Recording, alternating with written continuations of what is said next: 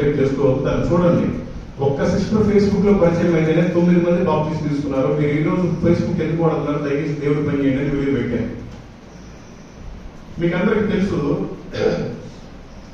సుప్రీంకోర్టులో క్రైస్తవులు కేసు వేశారు.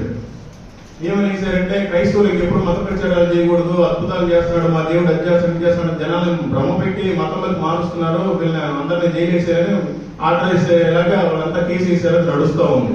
రోజు వాట్సాప్ లో వస్తూ ఉంటది. ఈ రోజు నుంచి మనం అంతా సువార్త ప్రకటించకూడదంట, పాటలు గట్టిగా పాటలు చూడాలంట, సౌండ్ తగ్గించుకోవాలంటే ఫేక్ న్యూస్ వస్తుంది.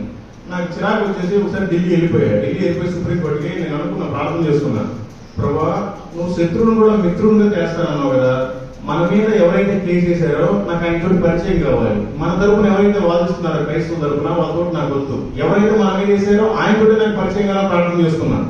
ఒకరోజు సుప్రీంకోర్టుకి వెళ్ళినప్పుడు ఆయన మీడియాతో మాట్లాడుతున్నాడు. మీటింగ్ అయిపోయిన తర్వాత మీడియాతో